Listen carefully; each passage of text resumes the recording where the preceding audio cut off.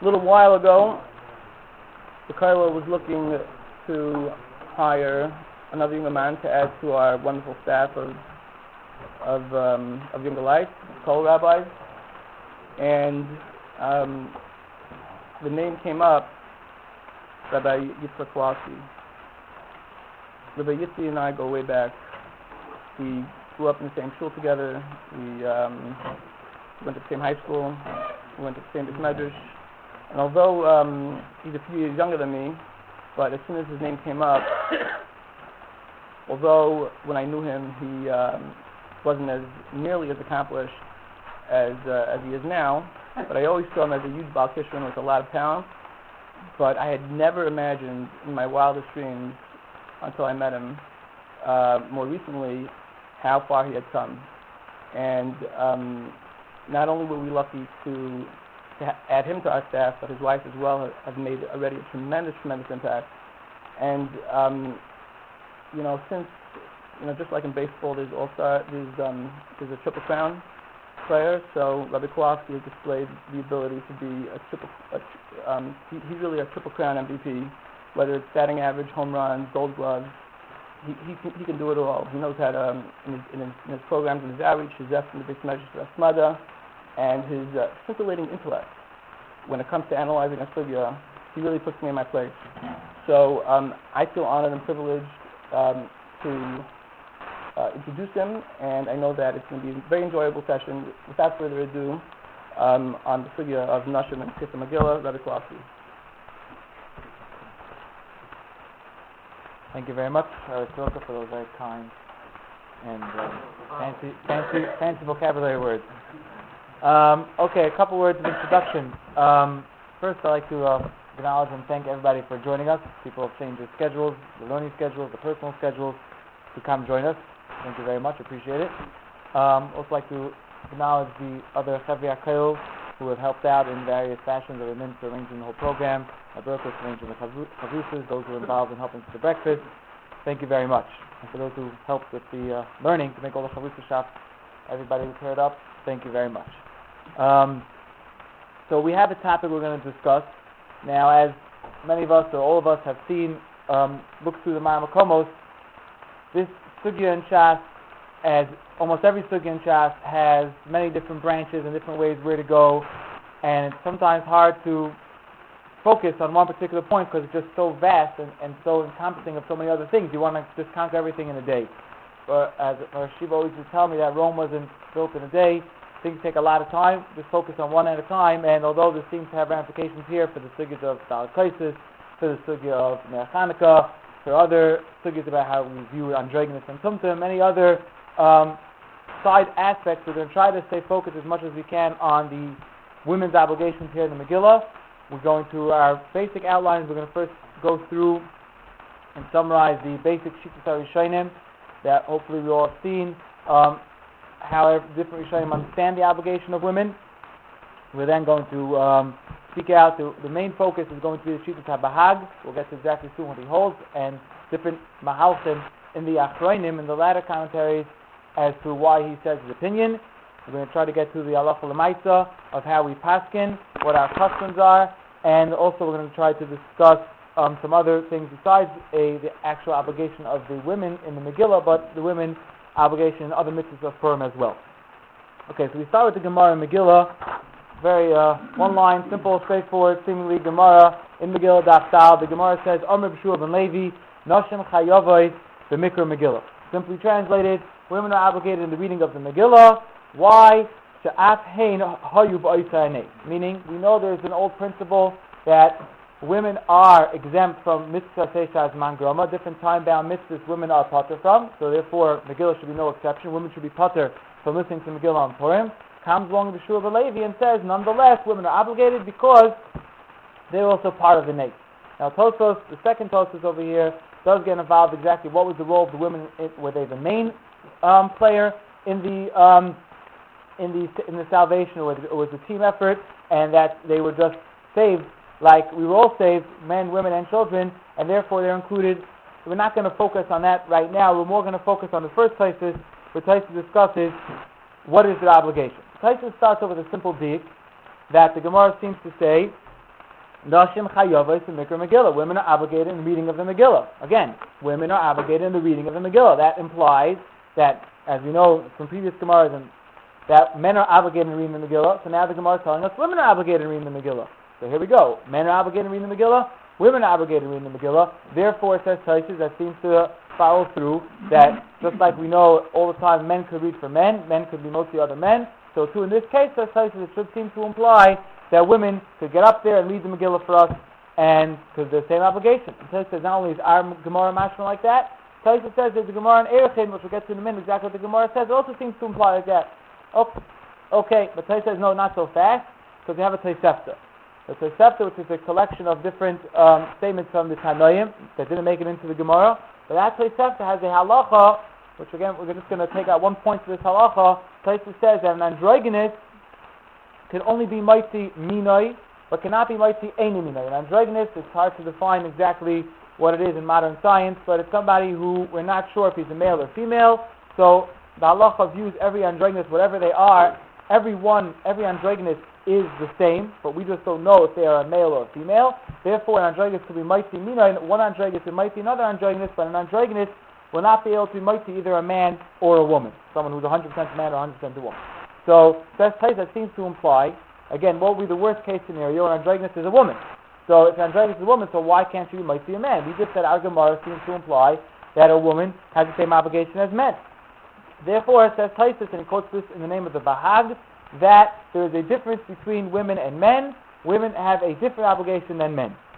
That's Taisus in the summary. Taisus doesn't explain too much over here in Megillah what exactly the fine line distinction is, but he sets up our formula that there's going to be a difference, even though our Gemara doesn't seem to imply that, but based on this Tosefta, we have a head-on collision, we're going to have to come to some type of compromise that it's not exactly the same as men.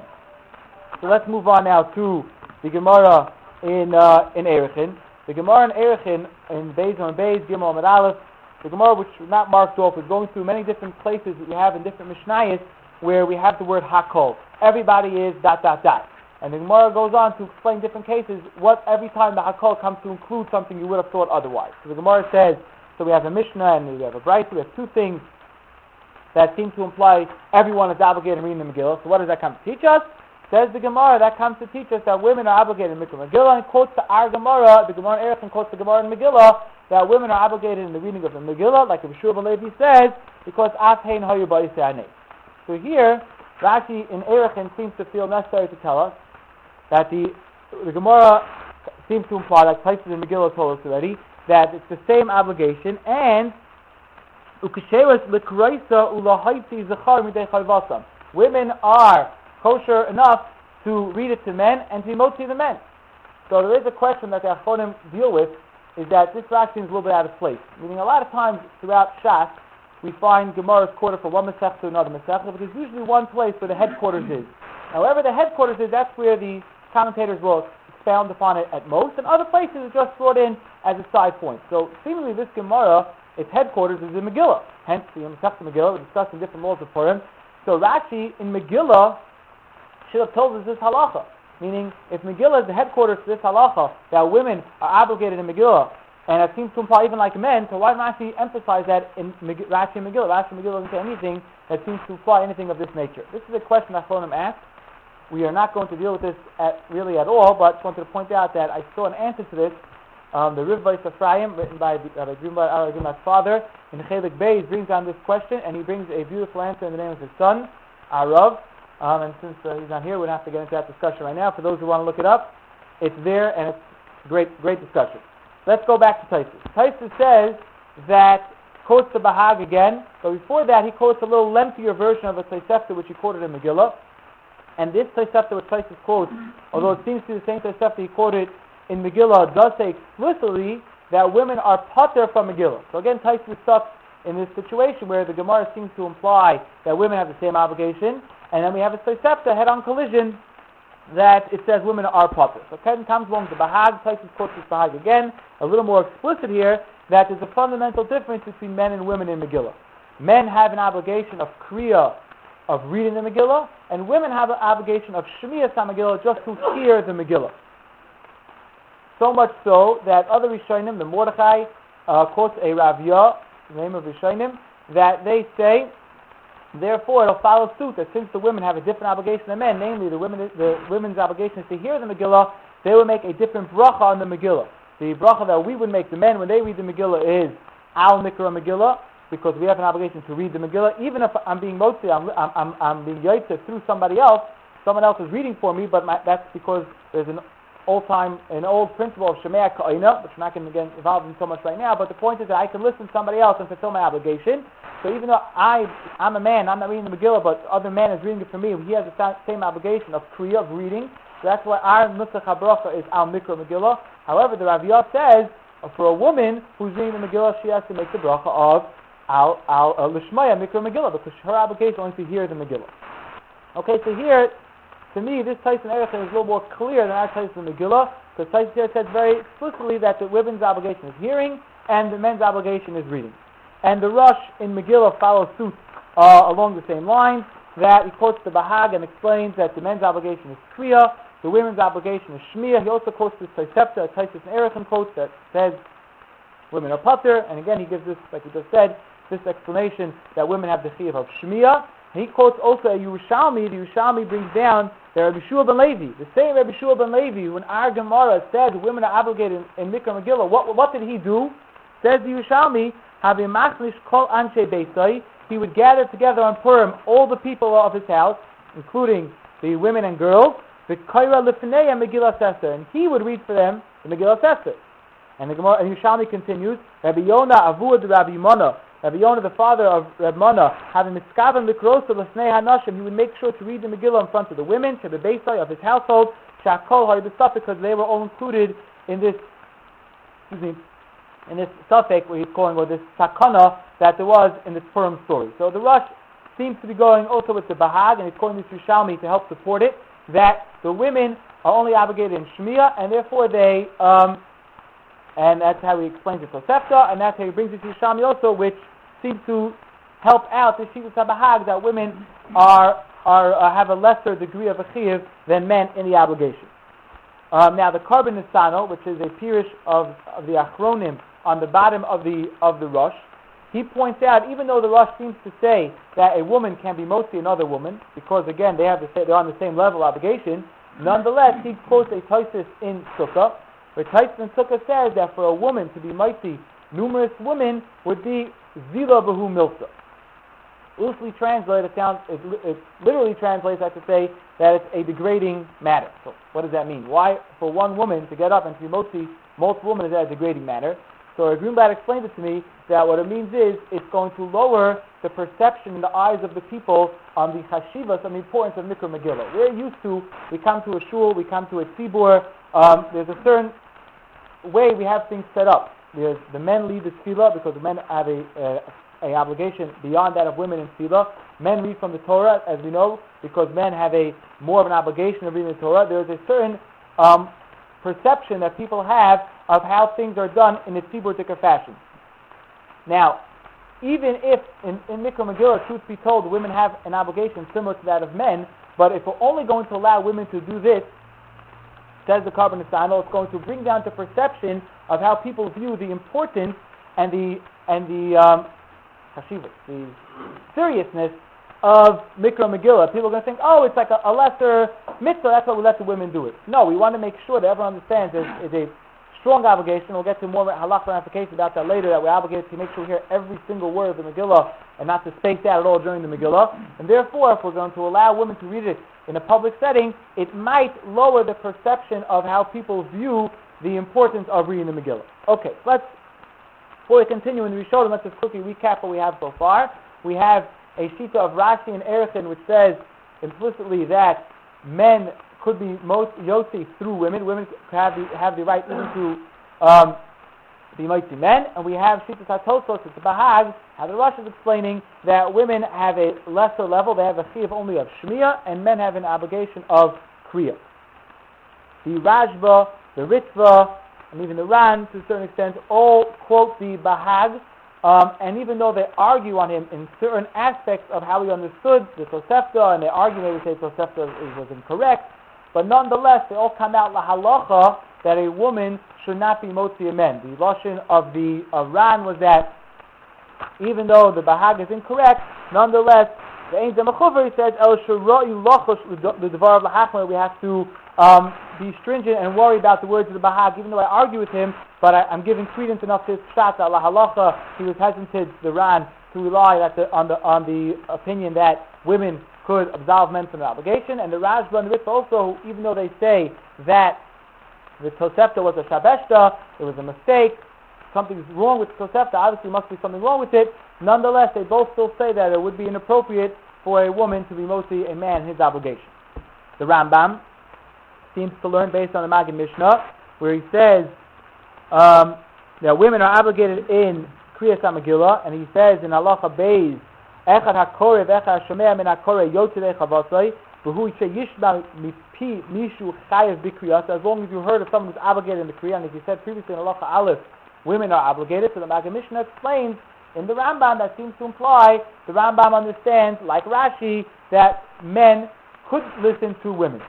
Okay, so now we have another Rishon thrown to our equation over here of Rashi and the Rambam on one side, against what seems to be the halachic consensus of most of the Rishonim, that a woman could not be mitzi men, and then we have the Karban Nisano explaining in Tosfos and Sukkah that even if a woman technically could be mitzi other women because they have the same obligation, but it would be inappropriate for a woman to do it in a public setting because that would be ziva b'hu milka. Now, does the public setting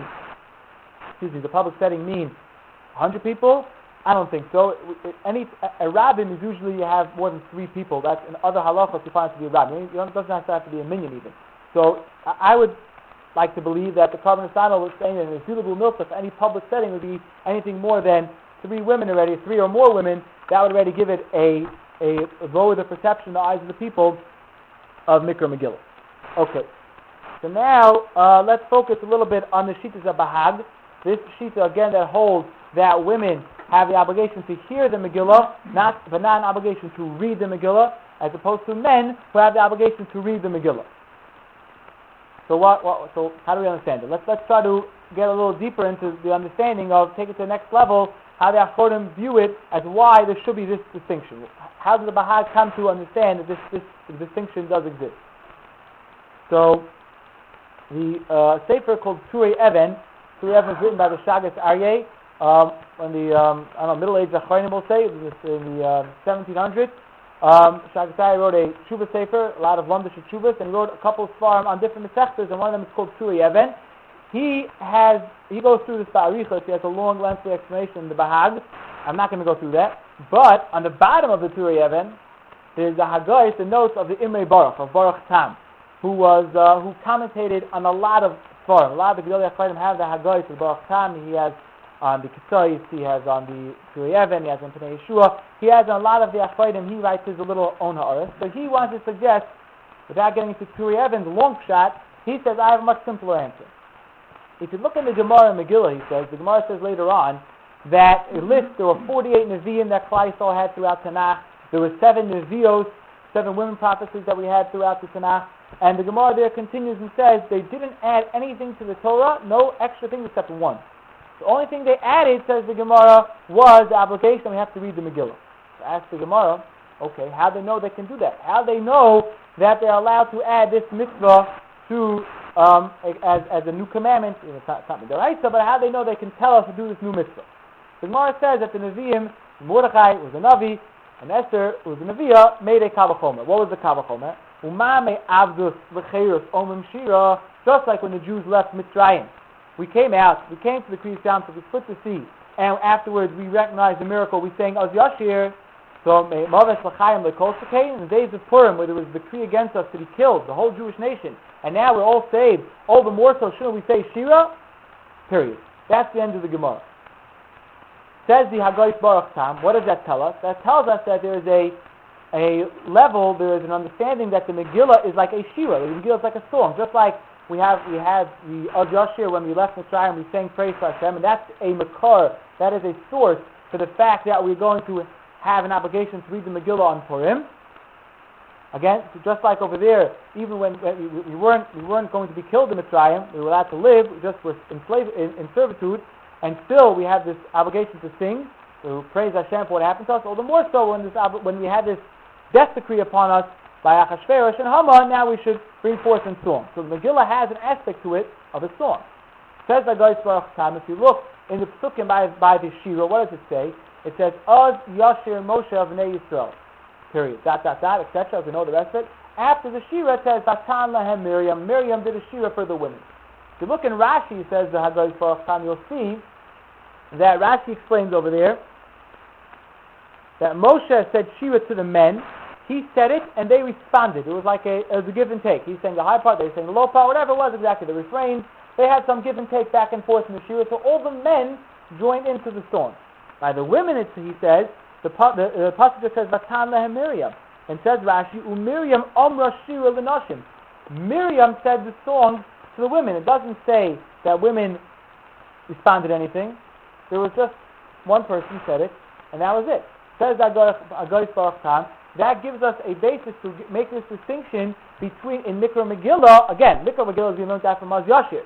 Says Haggai's Baruch Tam, by Oz Yashir, there was a fundamental difference in how the men did it and how the women did it. The men had obligation to say the shiur just like Moshe, and therefore they said it along with him, or they responded to him, whatever exactly they did it. But the women just had to sit passively and listen. What does that sound like? That sounds like the Bahag. The Bahag says that men have an obligation to likro tes Megillah, to read the Megillah. Women have an obligation only to hear the Megillah. Says Haggai's Baruch Tam, that's an explanation of the Bahag based on the shiur. Now there are multiple problems with this. We'll start with the Minch has a problem with this. Okay, the Shemer Ka'ina. Now the men, so maybe they were yoiked to Shemer Ka'ina. That could be. More than that, the Mefarshim would say explicitly that just like the men responded to Moshe, the women responded to Miriam. So if that was the case, then this whole shot doesn't go too far, right? Because again, right? Okay, but even within Rashi, saying does Rashi mean that Rashi just said? Rashi didn't say the women didn't answer. Rashi says that Miriam said the shiur to the Noshim. So maybe the shira and the shiur was the same. The same way Moshe led the song over there was a high part, a low part, a refrain, etc. So the women also had choruses and harmonies and all types of great stuff going on. They didn't have some solo concert over there, right? And Parshim will learn like that. That's where Miriam did the shira. So we're going to move on to another mahalach. But that was mahalach number one. Haggai's Baruch Tam, he says, since it's learned out from shira, by shira there was a difference in how the women did, how the men do it. So too by Megillah it's going to be different how men have the obligation to read it and women have the obligation to say it. Yeah, one second. Say it. I'm just wondering, for this shot, if Megillah is like shira, so then that when that means the shira totally children, if one was. Oh, okay. So you say what? So that would be a raya that they don't have the shmiyah and not to be mostly men. I'm not sure where you went with this. We start with a Kol Isha issue, right? If it's a Kol Isha issue, then how could women make a Megillah and go to men? Okay.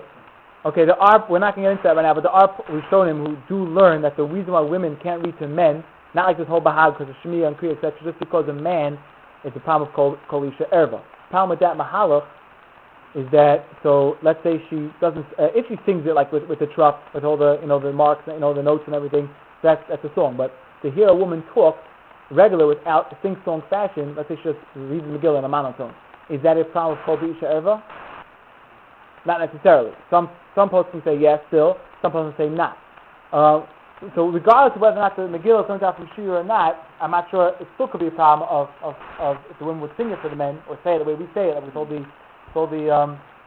the trup, maybe that would still be a problem. Yeah? It's called Isha.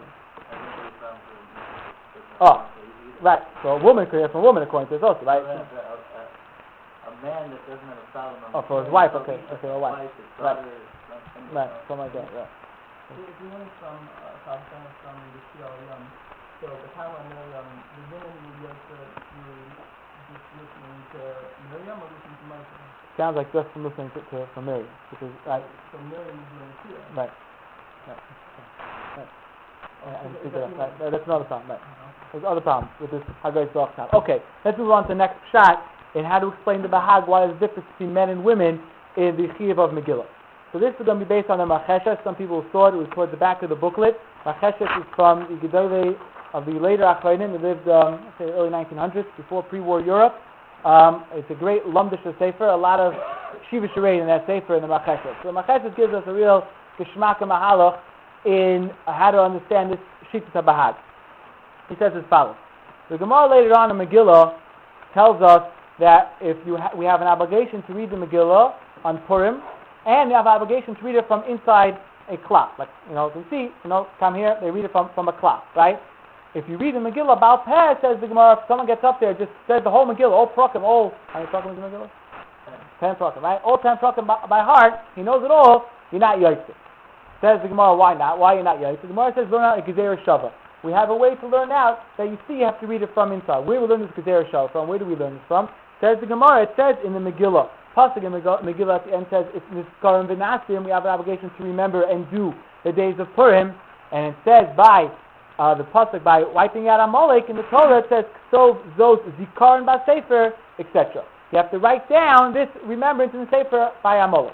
So says the Gemara, there's a Gezerah Shava, there's a connection between the word Nizkarim in the Megillah Esther and the word Zikaron in the Torah by mitzvah of eradicating Amalek. Just like over there it says Ksov has to be written and you have to read it from the Torah, so too by Megillah has to be read from Megillah from inside the scroll. Okay? So ask the Macheshes, hold on. Why are we making a Gezerah Shava from between Megillah and Amalek?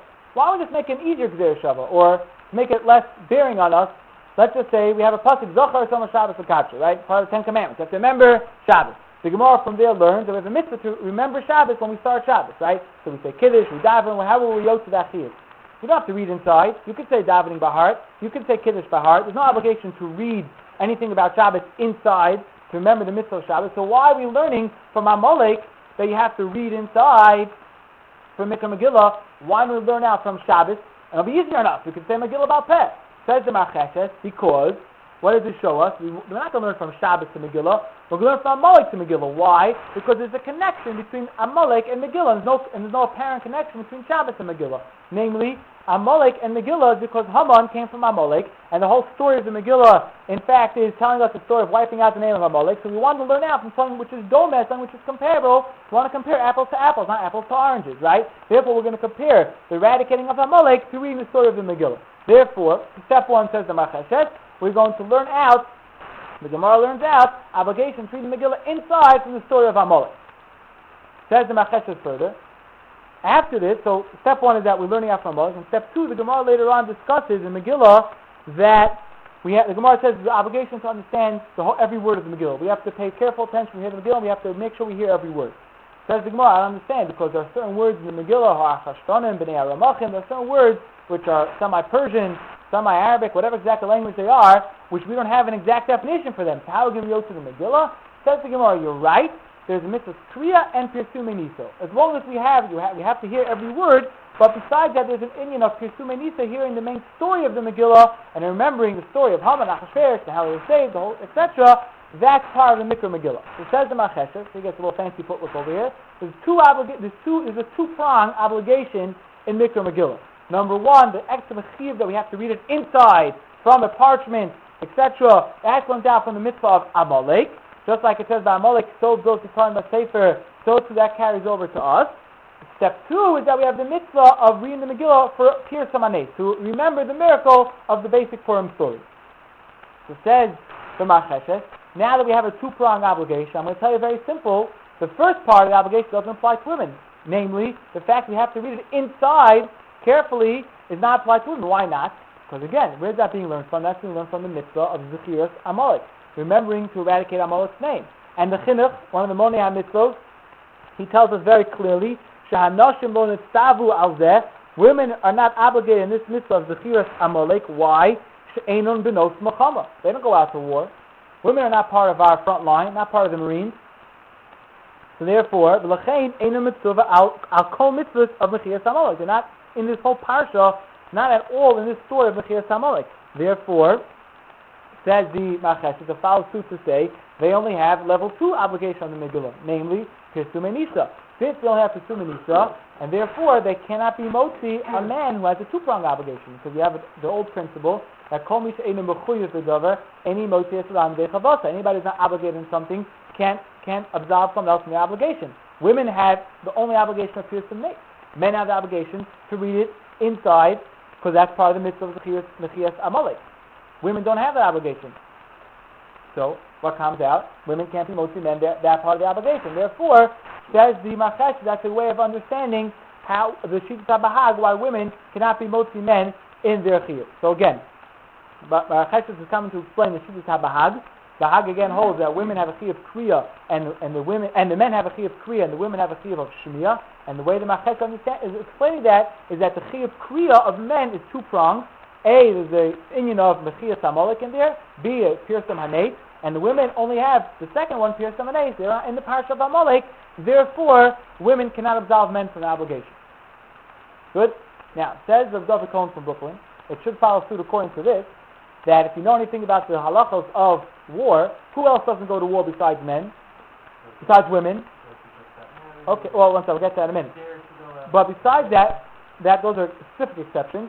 But in a general principle, anybody under 20 doesn't go to war. He's not eligible to join the army yet in the halacha. So we never find a halacha that someone under 20 can't be motzi aram midei chavasam. So according to the Bahag, if this is a shot in the Bahag, based on this macheshes, you could have a problem that someone, an 18-year-old bacher, as good as he is in laning, maybe shouldn't be able to get up and lane for us megilla because he's not. Okay, right. So then you have to start getting, like this, right?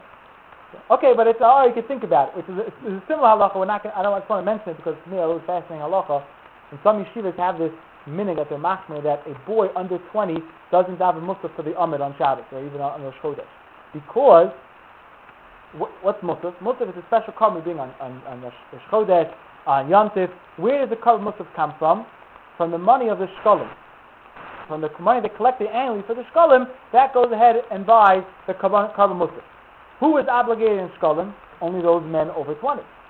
So there are some poskim who are machmir and say that therefore, okay, a bar mitzvah boy is already obligated in musaf, okay, but he can't be motzi ram de chavasim because he's not fully in the parsha of kav musaf. Now, a lot of poskim argue, but it's a similar discussion we just said over here that maybe until you're 20, just like you're not chayiv in musaf fully, maybe you're also not chayiv in megilla fully. Okay, let's go back to our main focus. Now, this basic mahalach of the Macheshes, the Ar Sameach on his Pirush on the Rambam and Rabbi Nezer and Shubis both say a similar mahalach to explain the Bahag that the fundamental difference of women to men is because women are not in the parsha of Mechiyas Amalek. Another fascinating discussion just comes across. It's not to do with what I spoke about guns and Moses last week, I think it was, right?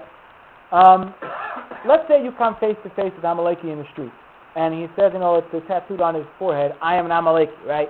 Now, truth be told that nowadays we don't really know exactly if Amalek because after Sancheiriv, he's involved with all the nations, and so it's hard to know a guy's yichus if he's really Amaleki or not. But somehow, theoretically, if you meet this guy in the street, so do you take out your Amshei Sheshrei, whatever you want to call it, right? You take out your little semi-automatic and shoot him between the eyes, right? You have an obligation to kill him, right? Now, obviously, it gets technical in America, and you get into jail. You don't okay, fine, you're not obligated to do it.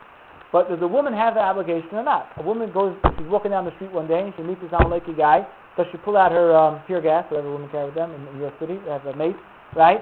And does she mace the guy till he dies because he's an Amaleki? So, you never thought of that, huh? So, Allah is going to be, based on this chinuch, it just comes out that women are totally absolved from the whole mitzvah of Zechiras Amalek. And it's beyond the scope of our discussion, but there are certain times women do go out to war. For example, by the Machemes of Zayin Amnim, in the conquered Eretz Yisrael, you have to eradicate the 7 nations from the land of Israel. So there, halacha is even kalam echupasa, even the bride, in the middle of her wedding ceremony, has to go out and fight the war. And here not, and that's a big discussion why there it's different from here. But it's going to come out that Mechiyas Amalek, if a woman meets an Amaleki in the street, she can just wave him goodbye and walk right by him. It's not obligated to kill him at all. Now, a man does technically have this obligation, although again, nowadays, it might not apply fully because we don't really know who's Amaleki. And besides that, it might only apply once we have a king. So we'll have to wait for Mashiach from here Rimenos in order to get this mitzvah again. Okay, let's get to another pshat now in the Bahag. So again, we had 2 pshatim so far in the Bahag. One pshat was Shira, and we had some problems with that. And there's other pshat now in the Macheshes of the fact that the women don't have the obligation of Amalek and the men have Amalek, which is part of Megillah. The next shot, the Disciple says it, and the Machesh also says it all the way at the end in the last paragraph. It says as follows. The Gemara Megillah later on also asks, why don't we say Halal on Purim?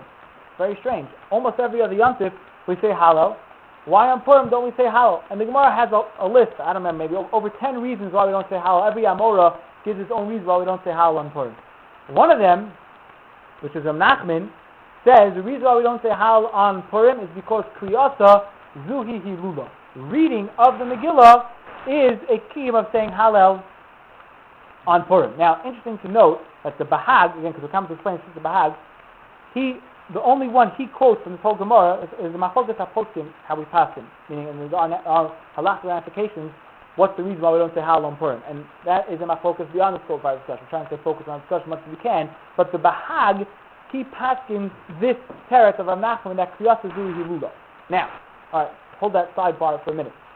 Again, so the Gemara says the reason why we don't say Hallel on Purim is because the reading of the Megillah is like saying Hallel. Now, the Gemara in Sukkot Daf Lamed tells us that women are patur from saying Hallel.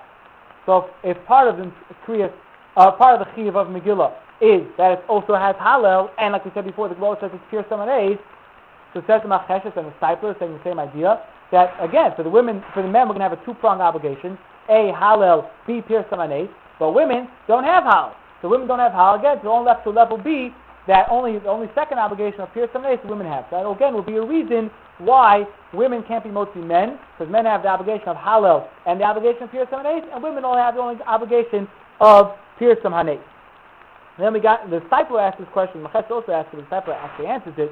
He says, if so, if the kiyum of Megillah is also Hallel, so we only have an obligation to say Hallel by day, right? By almost every yontif besides Pesach, for a different reason, we do say Hallel at night also, but every other yontif we only say Hallel by day.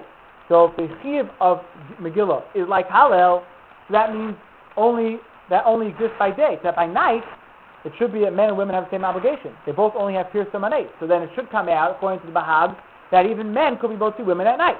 And the Macheshes has this question, women can motzi men even at night. And the Bahag leaves it as a question. The disciple says, okay, it could be like that, but then you could just say loy plug. That's always our great answer. Every time we get stuck in something, you just say loy plug, meaning that Chazal don't differentiate. Once you say the halacha in one case, even though it doesn't fully carry through to every single case, we don't start making distinctions because people get confused, and we just want to make things as simple as we possibly can for everybody. Therefore, says the discipler, we just say loy plug, and even though technically it should come out that even according to the Bahag, women could be motzi men at night, but we'll just say no because the chiyuv by day is also of Hallel. Yeah, he does speak about that. I didn't speak about it, but he does speak about it. You got extra homework, yeah. You can look it up. All right, now. Okay.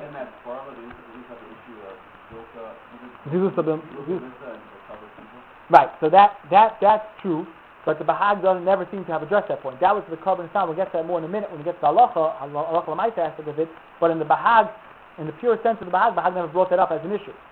He just seemed to have said there's a distinction between men and women. And now you want to know what we should do, according to that Tosfos, it's a problem, according to the Korban Stam and places, that's the problem with Yilbul Milsa, that it's not appropriate for that to be done. But the Bahag himself never spoke out that would be a problem. Well, I mean, the Korban Stam was explaining that the Tosfos meant for women to women also. We'll get to that in a minute. Let's try to get this down to halacha l'maisa, and hopefully not forget what we just said till now. It's going to be some nafkaminas, some interesting cases will come out from what the different mehalchim and the acharim that we said till now. So the Shulchan Aruch in Siman Taf Reish Peites in Sif Aleph says, Hakol chayavim b'kriyasa. Everyone is obligated to read the Megillah. Again, everyone is obligated to read the Megillah. Anoshim, noshim, men, women, the gerim, the avodim, the shucharim, etc. And he goes and he says, and we even train the minors to be accustomed to reading the Megillah. So it seems to imply, the Chaber is saying in Sif Aleph, men, women, everybody, all the same obligation. Package deal, everyone's all together. Alright? We can all go home, right? But no, it says Sif Beis, not so fast. We're going to cut out part of Sif Beis continues. And later on in Sif Beis he says, V'yesh omrim, there are those that say, Shahanashim eino motziim es ha'anoshim. Some say that women, again it's the sheets of the Bahag, that women cannot absolve the obligation that the men have, and continues the Ramah, and therefore, says the Ramah, V'yesh omrim im isha hakora la'atzma, if a woman's reading to herself, she can make the bracha l'shmoa Megillah because she's not obligated in Kriya. Like we spoke of before, this is coming off the Aviyah. Mordechai brought it that since, based on the Bahag, the women only have an obligation to the Shmoa Megillah, to hear the Megillah, not to read the Megillah. Therefore, if a woman's reading for herself, so I have to make a different bracha, namely l'shmoa megillah. So Mechaber again in Sif Aleph seems to say everyone has the same obligation. In Sif Beis seems to qualify more and go to Shittas HaBahag. Now, the Mishnah Brura speaks out over here. Like we say that women are obligated, even though they should be patur to mitzvah seisha as groma. So we quote our Gemara. We said and we saw with Megillah and Daf Dalid that they're obligated because apein hoy ba'isa aneis, okay, etc. And he quotes that Yerushalmi, which we talked about before, that it's appropriate for a person to read the Megillah in his house for his wife and his daughters or any other woman. And he says it's a problem in general if women go to shul because who can hear in the women's section? It's so noisy back there that women are not going to be able to hear it. He says it's better for women to hear in the house than for women to hear in shul because women can't hear in the women's section. Obviously, it depends what type of shul you go to. But Baruch Hashem, in our shul here, it's quiet, so I hope women might be back there. But in certain shuls, in the balcony, it's higher up and it's hard to hear maybe. So there it will be preferable for women to hear at home as opposed to hearing in the shul. Now later on, the Mishnah Brura says, let's see how he paskin. The Yesh Omrim says in Mishnah Brura, Shanashim Eina Motzio, so women cannot be motzi men. He says because Megillah is different than Chanukah. Why by Ner Chanukah? Which again, Rabbi Shua ben Levi said that women are also obligated in it because Afei no Yibayis to say a woman could light for a man and here not. Says the Mishnah Brura, number one reason is because Megillah is different because it's like Kriyas HaTorah. And there's an inyan of tzibur, upesula mipnei kvod hatzibur, v'lachein afilu liyachid eino motzia mishum lo plot. Even a woman cannot be motzi if in one man, says the Mishnah Brura, because just like a woman can't lay in the Torah for a tzibur because it's not covered at tzibur, it's not appropriate, it's not nice for the tzibur. So even one-on-one, a woman shouldn't do it for a man. And then he continues, the gam efsher, even you can say, the isha eina chayeves b'kriya rak l'shma. You'll say like the Bahag says that a woman doesn't have obligation to hear, only to read. Only to listen. Sorry, not to read, only to listen.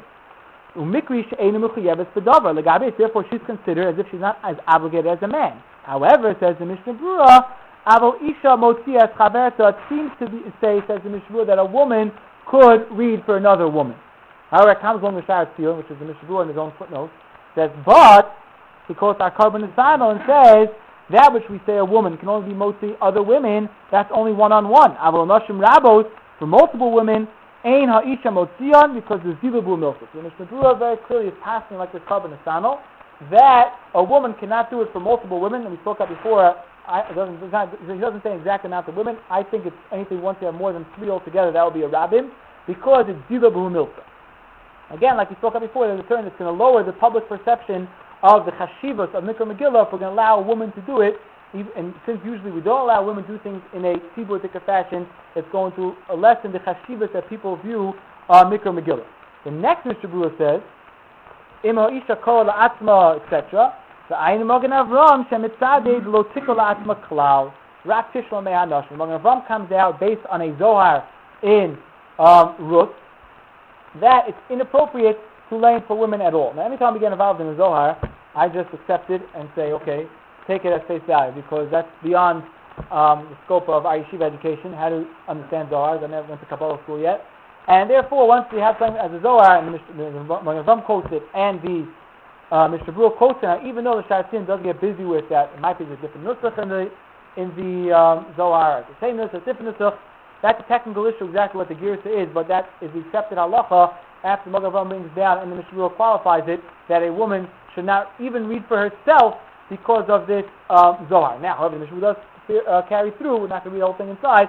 A woman's by herself, deserted, she should read it for herself. At least she'll get some, according to some poskim, she'll be a kind of obligation, as opposed to not reading it at all, because then she'll for sure have nothing. But okay, that's in a worst case scenario. So now let's speak out, based on what we said before, different pshatim in the Bahag, and based on what we said, the halacha l'maisa, again, that the Shulchan Aruch is passing like the Bahag, that women cannot be motzi men, and the Mishnah Brura says that for sure women cannot be motzi multiple women, because like the Carbon Sanal says, because Zilubul Milsa, and in the Mishnah Brura quotes from Magen Avram, based on the Zohar, that a woman shouldn't even read for herself. So the question is, let's go first, the whole time we're focusing on women, let's focus a minute on men. Let's say a guy is stuck on a desert island on Purim, unfortunately. So, it's hard to get drunk by yourself, but besides the fact that it's hard to get drunk by yourself and have a simcha day, you also have no Megillah with you. You have no Megillah, you have no Chumash, you have nothing with you, whatever it is, you got dropped by some helicopter randomly in some desert island. Now what do? So the poskim discuss whether or not you should at least, you know Hallel, you don't know the whole Megillah Bahar, but you know Hallel Bahar, because Hallel is much more, common. So you're able to say Hallel, you have to sit with you, whatever it might be. You can say Hallel. Do we tell you to say Hallel at least because you have no Megillah, or do we tell you, well, listen, you got no Megillah? Have a good day, go to sleep, don't do anything. So says the Meiri, the poskim bring the Meiri. Meiri says, based on that Gemara we mentioned before, that Rav Nachman says the reason why we don't say Hallel on Purim is because Kriyas Zui Hilula. Reading the Megillah is instead of saying Hallel. Says the Meiri, that follows suit. If you're stuck on a deserted island and you have no one to read the Megillah for you, at least say Hallel. Now, does he mean say Hallel with the bracha or without a bracha? Poskim are very busy with that. So okay, so fine, most poskim come out and say Hallel without a bracha because it's hard to say you're obligated to read Hallel because the Chazal never said it. But at least say Hallel because you have no Megillah, and the Megillah is really instead of saying Hallel on Purim. Beautiful, that's for men. However, let's say a woman's stuck on a deserted island, and she has nobody with her, and I don't know how she get drunk by herself either, but she can't read the Megillah. So does the woman read Hallel according to the Meiri, and according to the Poskim said at least read Hallel without a bracha? Does the woman read Hallel on by herself if she has no Megillah? She can do whatever she wants. No knows what's going on there. But is there some? Right. Okay, but then the Mishnah, you're right, but according to Mishnah Brura, halacha l'maisa, if she's stuck and she has Megillah, she should read the Megillah because at least she'll get, according to some poskim, she'll get the mitzvah. But let's say she has no Megillah, nothing, right, so should she read Hallel or not? So based on what we said before, on the second pshat in the Machesh and the second pshat in the Discipler, that how they explain the Bahag, because it's a two-pronged chiyuv for men, chiyuv Hallel / Pirsum Nace, and women are patur from Hallel every yontif, so it follows suit that a woman stuck on a desert island would be patur from Hallel also, right? We all together on this? Meaning, because the women are never obligated in Hallel, even on a regular yontif. So fine, Megillah Esther is Dimkom, is instead of Hallel, but women never have obligation in Hallel. Therefore, poskim speak out that even according to the side, that a man, if he's stuck by himself, should say Hallel. Nonetheless, a woman, if she's stuck by herself, there's no reason to say Hallel. If she wants to say Tilm, she can say Tilm all day. It's very nice. But to think that she has some sort of obligation because of the Hallel of it, then there will be no obligation. Okay, yeah.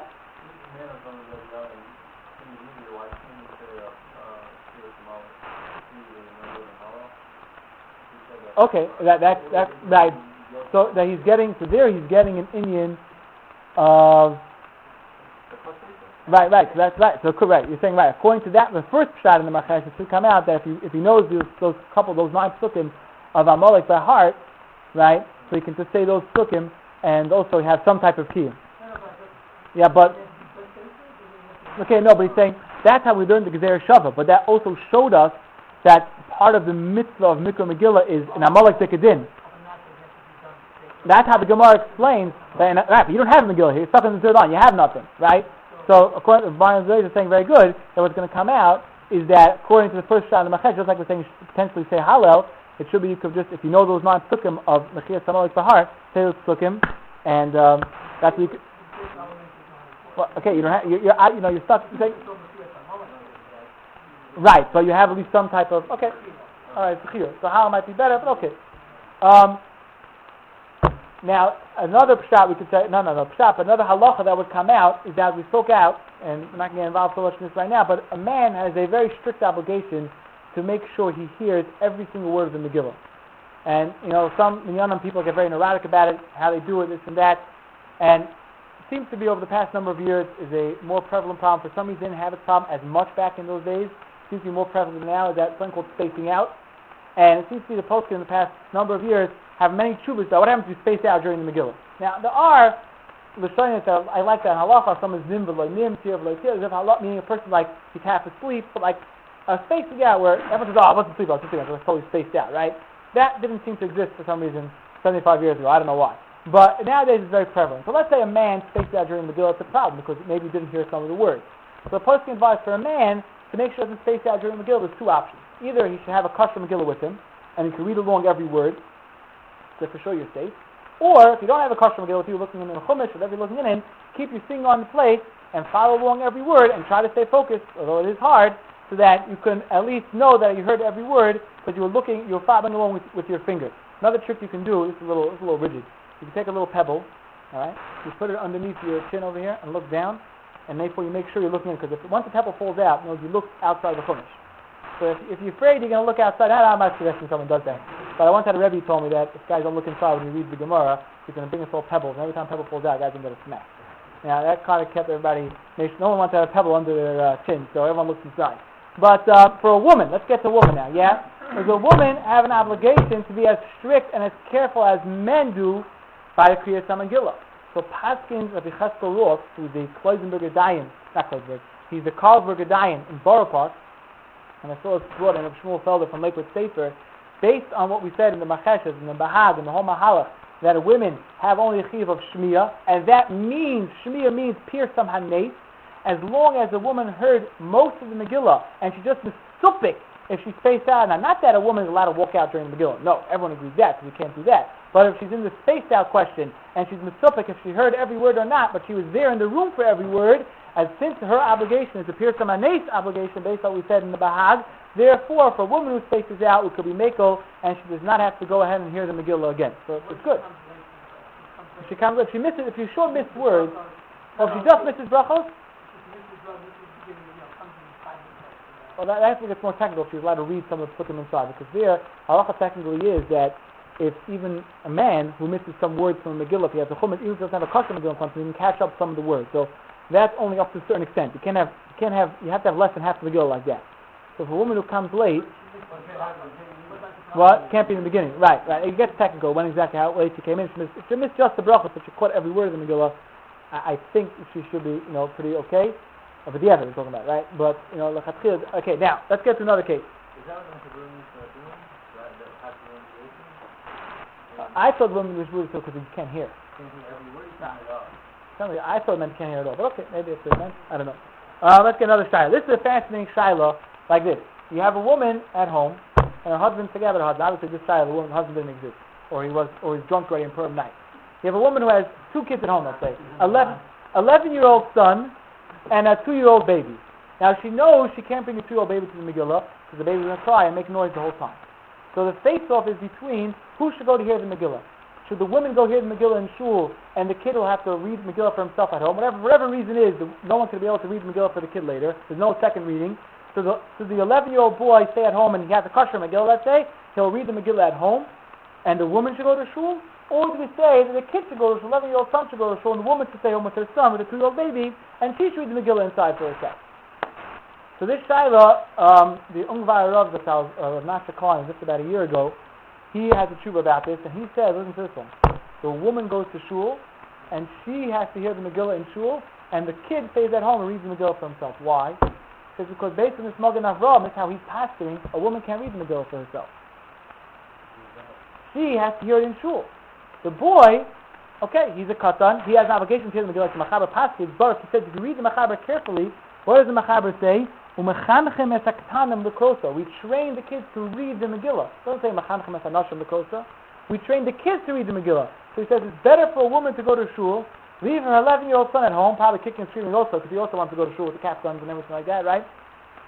And let her hear the Megillah in shul, because it's more of a bidi eved for her to read it for herself at home and to send her kid, and that her kid should read it at home. How about that, huh? You would have thought the opposite, right? I always thought the opposite also. But again, according to the cause, it's not lechatchila for a woman to read the Megillah to herself. We see how the posts are taking it so far that they don't want a woman to read the Megillah for herself, but they're even telling the kids, better for an 11-year-old kid to read the Megillah for herself than an older woman. Now, just to sum up what we said, even though there is legitimate in the Rishon in many shitas that seem to imply that a woman could either read it for men or even read it for multiple women, the accepted halachic norm for hundreds, I don't know, if not thousands of years, was not like that. The Ben Ish Chai clearly writes this. Ben Ish Chai was a Friday posek. He writes this, and when he writes Hilchos Purim, he says, "Me'olah lo nishma she'isha kara Megillah." We never ever heard, used in Baghdad, I think it was, of a woman reading Megillah even for other women. And he says even furthermore, he says, if a woman hears Megillah from another woman, she should read it again. She should make sure she hears the Megillah. She's not yotzei. He says, let's clarify that. He says she should read it again without brachos, because it's a real suffix, he says, if she's even yotzei or not. So it says, that's the Ben Ish Chai, the Friday posek.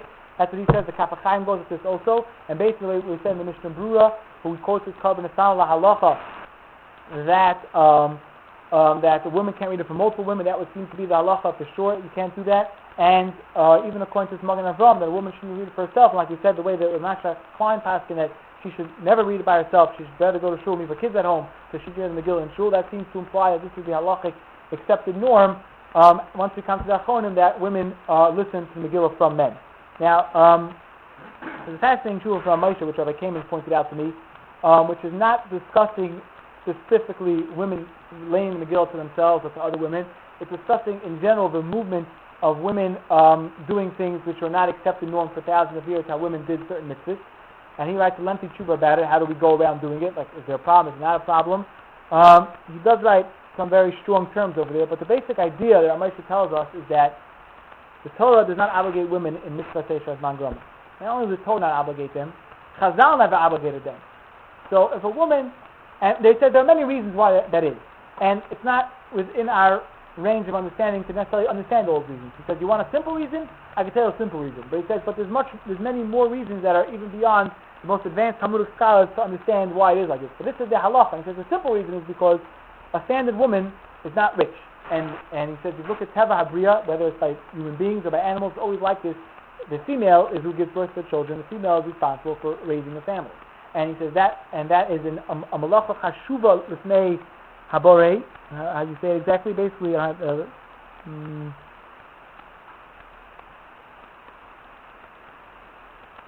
says, "She malacha." The burden upon the women to raise the children, and Moshe Feinstein says, is the malacha hayoser chashuva l'Hashem yisbarach v'Torah. Is the most precious, beloved, serious thing that to Hashem and the Torah. Meaning, it's not a cop out. This is a mandate that the women have, which is their obligation. So he says, if the women have free time and we allow women to shake the rule, we allow women to come here to the Megillah, many women that have special shofar belongs to women. Women even make a bracha of Asher Kiddushanu b'mitzvah. They also have the kedusha of the mitzvah. It's not a two-tier system over here.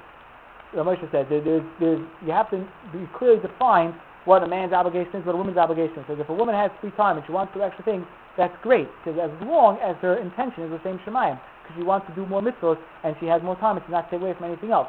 But he says if her intention is to cause problems, or he says, listen to this, or she's angry at God or al Torah, or she's upset at the whole Torah movement that it seems to take away women from Torah, because then what she's doing is not a mitzvah at all, and Adrabah, she's doing an Isser, and he called her a kofer for doing that. If she feels that she has to do these things because the Torah is not fair to her and God wasn't fair to her, then that's the wrong way to go. So if you want to have mitzvahs, you can have mitzvahs. There's plenty of things she can do.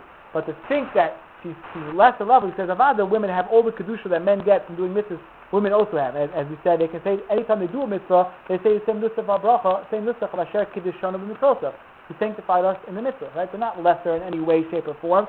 But again, it's a normal society way it's supposed to be, and this is the way the Torah is set up. Again, it's a din d'oraisa that women are patur from it, and even the Rabbanan didn't obligate them. So don't come along and try to change the bria. Okay, so that's where I came and pointed out to me, because even though it's not specifically talking about Kriyas and Megillah, but unfortunately there are some people who take this concept, well, not the concept of Moshe, but the opposite way, and they try to extend it in larger forms to go beyond areas that are permitted by halacha. Okay, let's wrap up with the halachas, the rest of Purim, Mishloach Manos, Matanas Avyonim. Where do women line up within those mitzvahs? So it's fascinating to note that the Gemara, when it obligates them in Mikra Megillah, why does the Gemara just end off? And Afei No Yosef, therefore the Chayiv in Megillah, and also Chayiv in Mishloach Manos, also Chayiv in Matanas Avyonim. Shouldn't that follow suit? But the Gemara never says that. The Gemara only says to obligate in Mikra Megillah. What does that seem to imply? That's where it ends. But again, with the Svara of Afei No Yosef, should take us to the next level. They should just obligate everything else. Truth be told, the Pri Chadash says, Friday Posek, he says that women are pater from Mishloach Manos. He says, how do I know women are pater from Mishloach Manos? What does the Pasuk say? Umishloach Manos ish l'reyehu. Says the Pri Chadash. Why does it say ish? Why does that tell me? Says the Pri Chadash that only men are obligated. Now this Pri Chadash, even though it sounds really cool, but unfortunately he's a Das Yachid, and all the other poskim reject him. And the Ramah passes against him, and he's coming talking to the Ramah, but the Ramah says clearly that women are obligated, and not just in Mishloach Manos, also Matanas Avyonim, which is defended by Tshuva Shvus Yaakov and Tshuva She'er Yavitz, many Tshuvas about how they all reject the Shulchan, they all reject the Pri Chadash, and for multiple reasons. The most basic reason is that multiple times you find the Torah Lashon of Ish and is not to be motzi isha. The whole passage parsha mishpatim, ish ki yachbar, all these sukkim of a man who goes out and causes damage, or a man who digs a pit, all these things. Well, if a woman digs a pit, she's going to be, and someone falls into the pit, she's going to be potter. No one says such a possibility. So that's the lashon of the Torah. The poskim say that they use the word ish. So therefore, all the poskim reject the free chadash, and therefore we pass in that women are fully obligated to mishloach manos and matanos avyonim. However, I saw from Shlomo Zalman, and Lisa Shlomo, and Shmuel Kametsky Shlita, and Keret Halacha says the same halacha, that a woman does not necessarily, a married woman at least, doesn't necessarily have to give her own mishloach manos. The husband and wife are guf echad, they work together as a unit, and therefore the mishloach manos come from both of them, matanos avyonim come from both of them. You do not have to give extra money. You're supposed to give a lot of money with matanos avyonim, but you don't have to give extra money because like it comes from two people. The husband and wife work together as units. However, says the Shlomo Zalman, it is best that the husband lets his wife know that, by the way, you have an obligation to mishloach manos and matanos avyonim, and by the way, we're doing it together. So she shouldn't just think that she has an obligation, but he does not have to maknet her, does not do any type of kinyan to her. It's automatically comes from both of them, aside from mishloach manos and aside from matanos avyonim. And thank you very much, everyone, for listening. Have a great Purim.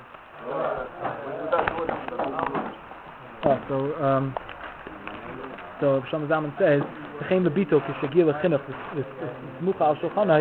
you can give her, but you should know that you're giving her. Oh, really?